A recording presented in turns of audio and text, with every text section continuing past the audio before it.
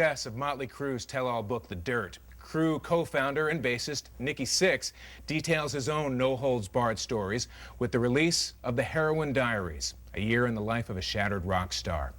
This book pairs diary entries written from 1986 through 1987 during Nikki's struggles with drug addiction, along with current-day commentary from people who were around Nikki during those grisly days. I'll talk with him about the Crüe, the book, and what's next for one of rock's most notorious sons. I'm Mark Goodman, and this is Inside Track Nikki Sixx.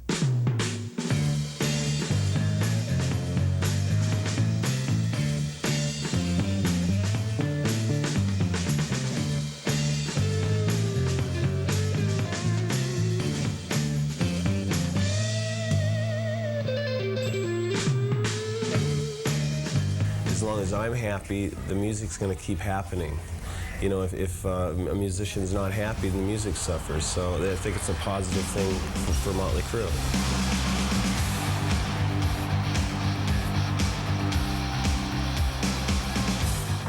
We're talking with Nikki Sixx. It's good to see you again. You too. After all these years. Yeah. You got this book out. Yes. The Heroin Diaries, which is a year of hell in your life. What are the Heroin Diaries for people who haven't seen the book yet? Well, the Heroin Diaries are a snapshot from 86 to 87 of my actual diaries. When I found them, it was so long ago and such a different person, and I felt that if somebody was to read this, it would give them a clear picture of addiction and might just help one person. That's how the process started.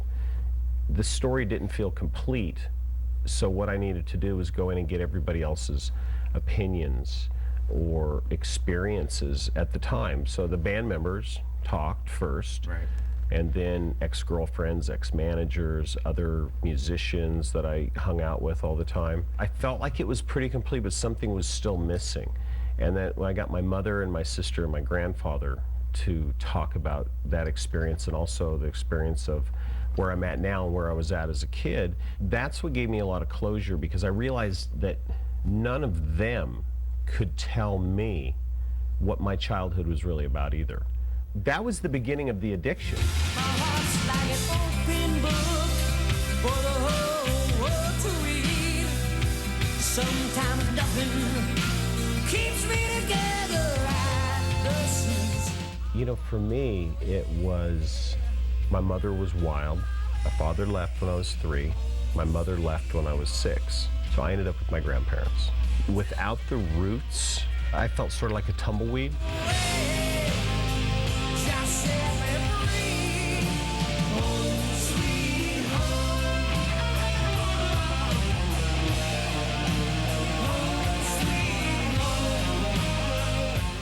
I ended up back with my mother. God bless her, she's got a pissed off kid on her hands. Pissed. You know, I broke into houses, I dealt drugs, I was arrested, I got thrown out of school, fighting. I mean, it was starting. It was starting, right? When I left Seattle, I ran away from home, ended up in juvenile detention. I got out of there. I ran as far as I could run. I ran to Hollywood. That hole in my stomach, because it was never filled as a kid, got filled up years later with all kinds of other stuff. Then I realized it wasn't really filled, it was just kind of numbing it. And you have this idea for this band, and you have. I mean, I have drawings of my dream band, and it was walls of amps, and it was fire, and it was everything that was extreme. That was my idea.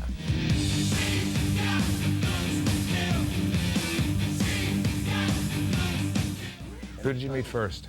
I first met Tommy. Then we met Mick, then we met Vince.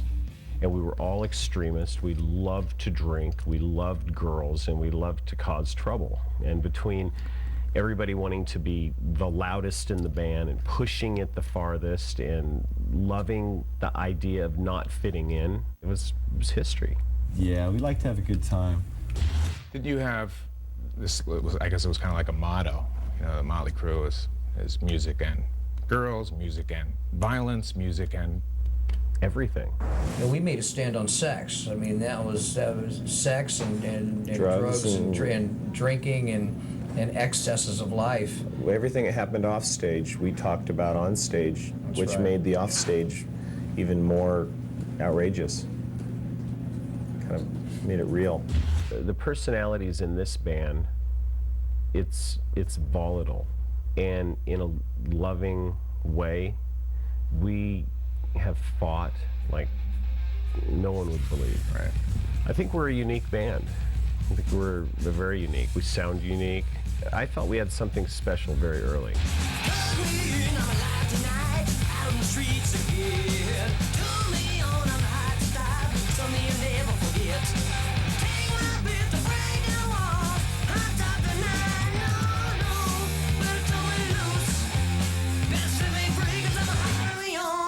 Free, a little bit better than it used to be, 'cause I'm alive. With this band, it came so fast. I'll remember that we were playing a place called Santa Monica Civic in Los Angeles, and it was unbelievable droves of people. They related to the angst, they related to the debauchery, they related to the melody, to the lyrics. If kids, you know, didn't have something as a release like Mötley Crüe or bands like Kiss to go to get their energies out, they would be out maybe robbing liquor stores or getting in fights or doing drugs. And that's what we're saying that we're about, is it's positive. Come see us instead of beating up old ladies. And it moved so fast. So we went from playing in little clubs to headlining Santa Monica Civic, 3,000, 4,000, 5,000 people in a matter of months.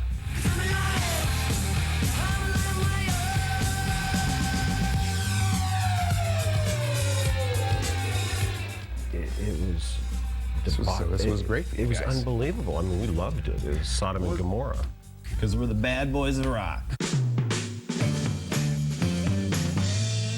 You know, taking their clothes off and you know, tops off and.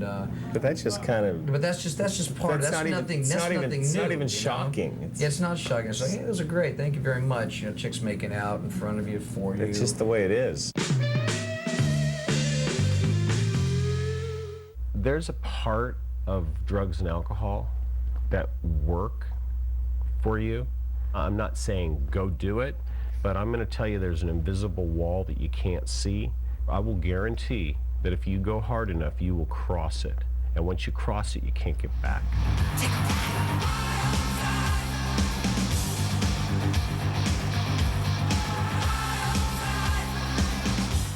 And it's inevitable. You will hit that wall if you have an addictive personality, which I did.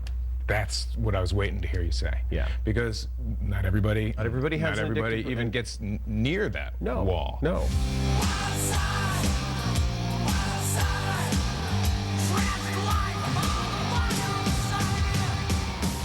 When did you start doing heroin? Do you remember the first time that you did it? Who turned you on to it? Why did you do it? What happened? Heroin for me started in '84, but addiction didn't. Well, no, I was addicted in '85. Did you know? Oh yeah, The first time? first time. Ultimate painkiller. Killed every doubt I ever had. It was there. So why would you not do that? Makes sense to me. Made a lot of sense at the time. Of course, we don't know how that car race ends when we're right there. Right. You know, it ends in a major collision. So the first time I did heroin was with Robin Crosby, who was my Rat. best friend from Rat. Round and round, we'll never find we just give it time. Round and round, what comes around goes around. I'll tell you why. And it was one of the things that we did a lot. And we did all the coke, we did all the pills, we did all the girls, we did everything. Problem was, Rat took off and Mötley took off. I ended up addicted, and he ended up addicted, and he was on the road and I was on the road. As Mötley got bigger, he hit a wall before I did and lost everything. Lost his wife, lost his house, lost his cars, got kicked out of his band.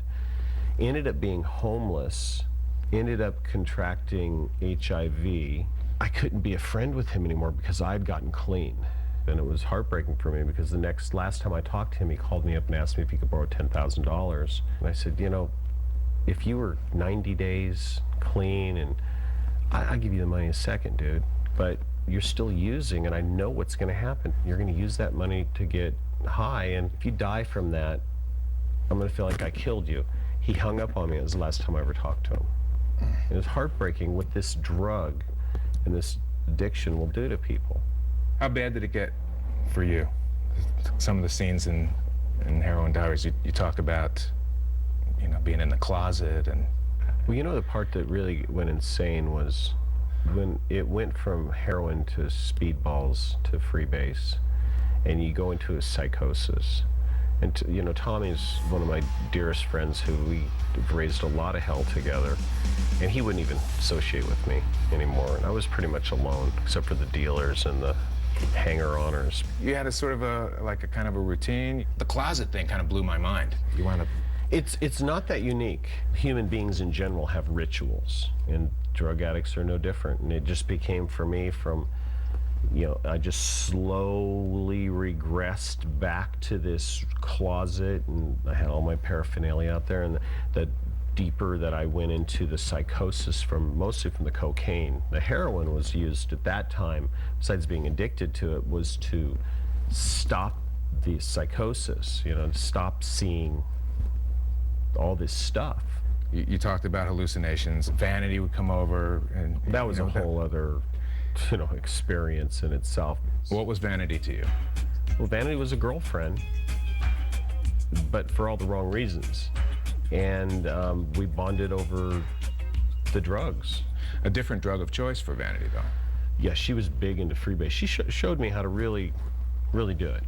Well, I mean, I'll give you a good example. One night, she was there for many days. It got so insane that we were in my bedroom, back to the closet, and I had the stereo on in the whole house. Morning came, the sun comes up, and talk radio starts. So now when you're out of your mind and you hear voices in the other room, so I bring out the gun, and you know, I inform these people they better get out of my house. And I unloaded a .357 through my door, and I was actually pretty good because I hit the speaker. The voices stopped. But that's the kind of insanity that we lived. Right. And the crazy thing is, you will do it again. You will do it again and again and again. Too much madness. Right. We're smack in the middle of probably the heaviest year of your life in terms of drug use. The heaviest year in drug use. And what are you're recording Girls, Girls, Girls.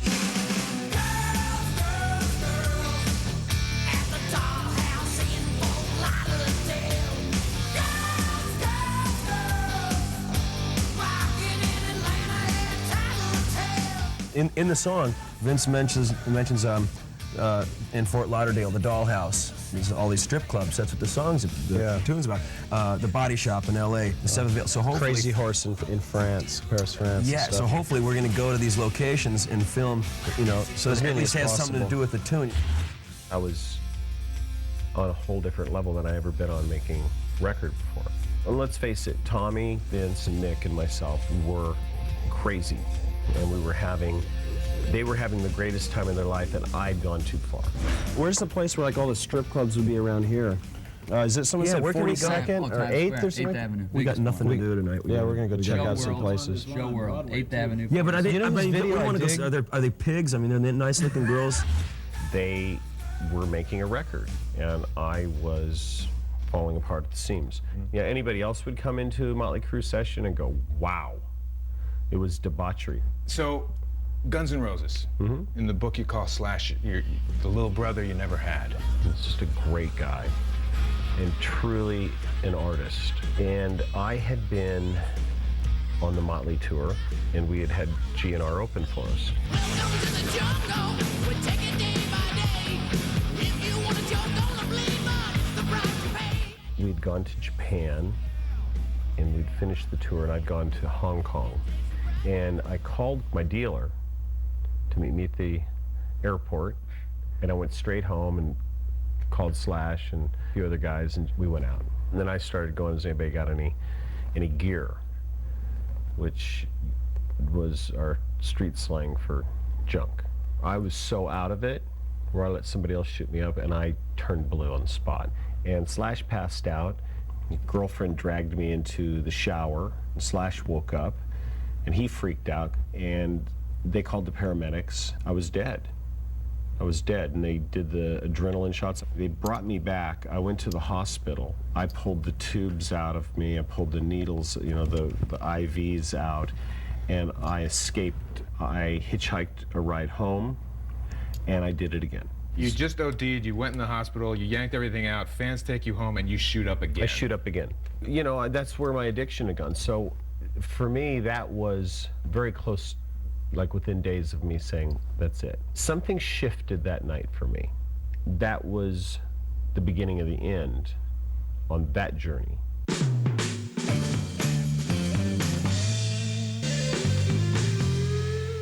How has it been for you to talk about this stuff? Has it been fun? Fun, not so much, but important, yes. I write in journals all the time, and I have been for years, and it's part of clearing the tubes for creativity for me, and at that time allowed me to sort of have a relationship with pen and paper and really nobody else, because as I was spiraling down with the addiction, as any addict does, you barricade off everybody.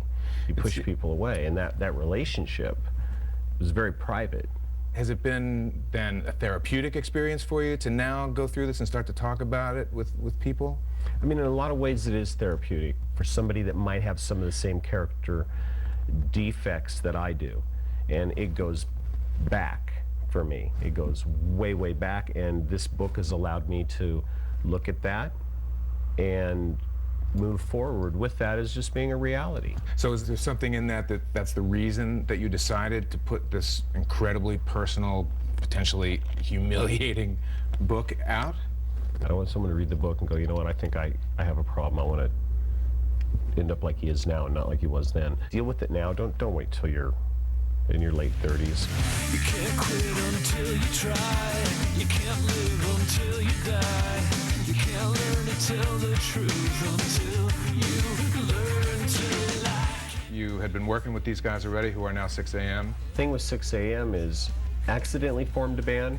We're really all three producers and songwriters that said, let's do the most important piece of music of our careers. It was very personal, and that's probably one of the most exciting, creative times of my life. Is it your idea to do this? To say, yeah, I got this manuscript, it's going to be chapters when it comes out? We all said, let's just take a blank canvas and just paint each chapter as it comes in, with these big heavy guitars in the middle of it and narration on some songs. Musically, it was just wide open. I know some things that you don't. I've done things that you won't. There's nothing like a trail of blood to find your way back home. It has a middle, beginning, and end, and it has an arc, and it has a story, and you can follow a character. That, to me, was so exciting. The first single, called Life is Beautiful. It talks about reflection and where you're at now. It's a really powerful song.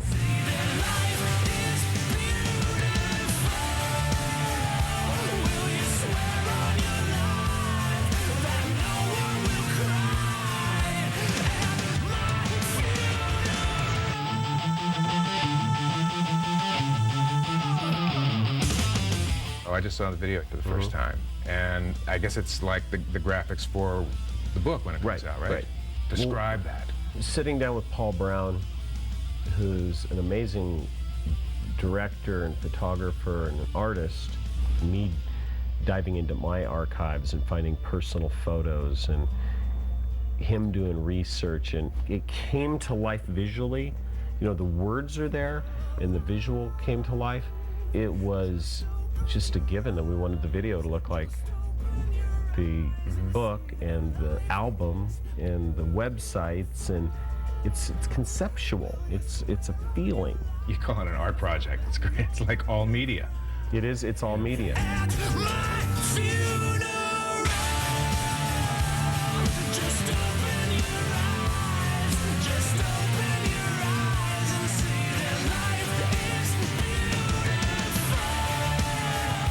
And where does that leave Mötley Crüe? I thought that you guys... I'm always writing. Me and Mick are getting together here in a couple months, and we're going to start compiling all of our ideas.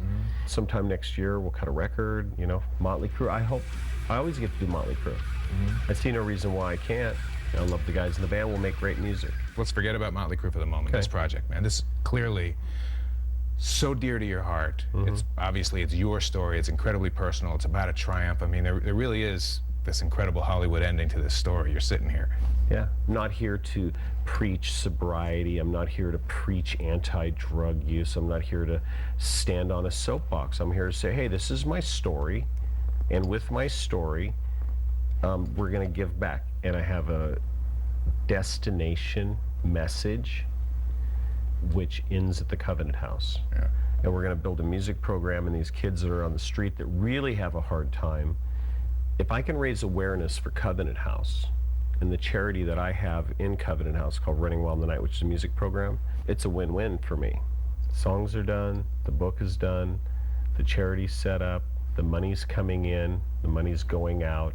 Can you imagine someday you're sitting here and you're doing an interview with a guy who's in the biggest band in the world, and he goes, I went through the music program at Covenant House, and now I'm this influence on all these people, and you'll be sitting here doing an interview with one of those kids someday. I guarantee it. I guarantee it. I can see it.